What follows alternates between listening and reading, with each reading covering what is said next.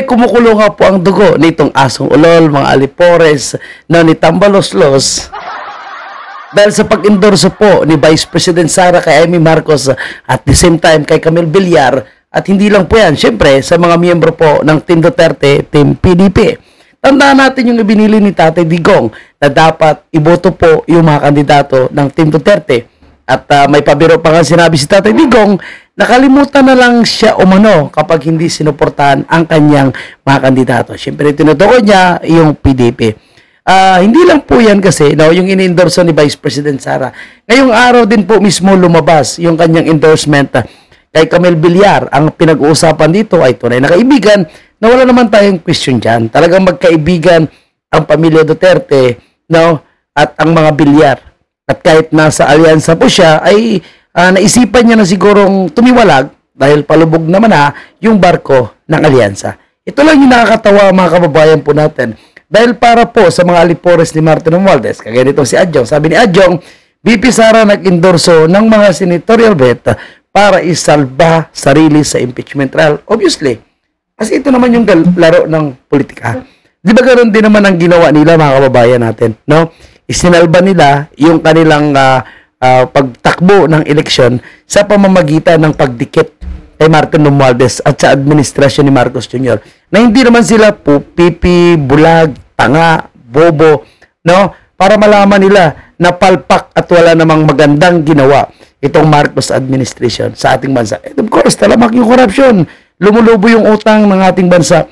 Pero may maganda ba silang mihora, or bakas na iniwan, na maganda sa ating bansa? Wala eh.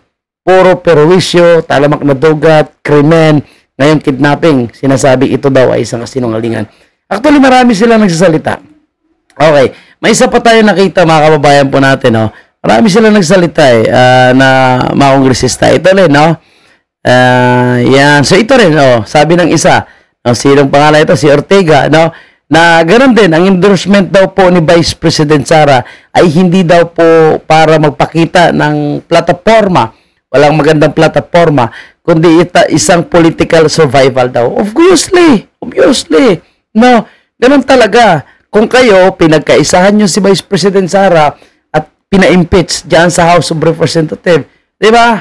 Puro naman pamumulitika ang inyong ginawa. Walang basihan ang impeachment na kinumpli nyo against kay Vice President Sara. Wala namang sa katinuan. Paano ba ninakaw or nilostay ni Vice President Sara ang confidential fund? May resibo. And mismo, yung Commission on Audit, yung nagsasabi na walang mali sa paggastos ng pera ng Office of the Vice President. Kundi nangailangan na sila ng additional na paliwanag. So kung pamumulitika ang ginawa nyo kay Vice President Sara, so kailangan niya rin makahanap ng kakampi sa Senado. Ano kayo? Hello? Gusto nyo kayo lahat ay magkampi-kampi? Tapos si VP Sara, walang kakampi sa Senado. Hindi pwede yan. At the same time, wala man silang choice kasi palubog na ang bangka ng alyansa. At narinig nga natin, na marami umano sa pamilya mismo ng alyansa na hinikayat na yung miyembro ng kanilang pamilya na nasa alyansa ay tumiwalag na habang hindi pa tuluyang lumubog ang barko, ang bangka nitong alyansa. Kaya hindi dapat ninyo questionin or batikusin pa si Vice President Sara sa kanyang pag-endorso, kay Amy Marcos and kay Camille Villar o kahit sino pa. Dahil ganun talaga sa pamumulitika, ganun talaga sa politika. Kung makakuha ka ng iyong kakampi at tama naman, kaysa po kayo ng advokasya, why not? O gaya niyan, kaysa kayo ng advokasya ni Martin Romualdez, hindi magsama-sama kayo. Ganun din naman yung ginawa niyo actually. Yung pagperma niyo sa impeachment ni Vice President Sara na di umano'y lumabas na kayo po ay sinukulan ng 150 million, ito po ay katumbas ng pang-aayuda, di ba? Yan di ba ay isang political survival din, na maipamod-mod kayo ng ayuda, kunwari lang ayuda, pero yan po ay ginagawang legalized, na vote buying ngayon na nangyayari sa ating bansa. So, wala na dapat question dyan. Magtrabaho na lang kayo, gawin nyo ang lahat. Kung gusto nyo talaga mapa-impeach si VP Sara, edi go. Good luck sa inyo. Pero, hindi nyo magagawa yan.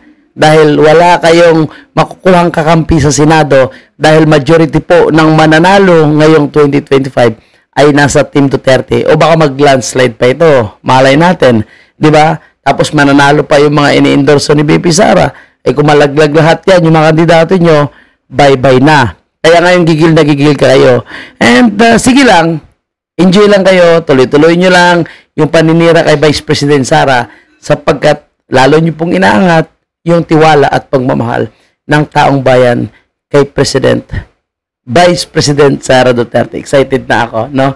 Anyway, si Adjong po, sinusuka na daw po ng kanyang mga kababayan sa area ng Mindanao at ayaw na po nila, sukang-suka na po sila sa pag-uugali nitong si Adjong na puro lang daldal pero wala daw pong ginagawa sa kanyang distrito. Kawawang mga taong ito, no? Mga utusan, mga tagapagtahol. Parang si buang-buang Anti-Claire Castro lang na nandyan, no? Tagapagsalita ng Malacanang pero palpak din yung mga binibitawang salita. Ngayon, naipit siya, si Marcos Jr. naka-receive ng mas mababang grado, may negative pa nga na binigay sa Bohol, no? Ngayon, sinasabi niya naman, hindi na naman siya, na wala daw kinalaman ang Malacanang, ang palasyo, sa paraan niya ng pagsasagot sa mga tanong ng mainstream media. Eh di wow, nakapagsalita ka ng Malacanang tapos sabihin mo, no, na walang utos ng Malacanang. Ito rin, no? Sabihin nila na hindi ito utos ni Tambaloslos. Obviously, sino ba yung pinaka-boss nila? Kaya wag niyo na lokohin ng taong bayan. At wala kayong pakialam kahit sinong i-endorso ni Vice President Sara. Kung inggit kayo, hindi mag-endorso rin kayo. Diba? Mabuhay po tayong lahat. Tulungan natin, no, na manalo yung mga kandidato ng Team Duterte. At pumili na rin tayo sa mga ini-endorso ni Vice President Sara. Pandagdag sa 11 and pang number 12. Okay?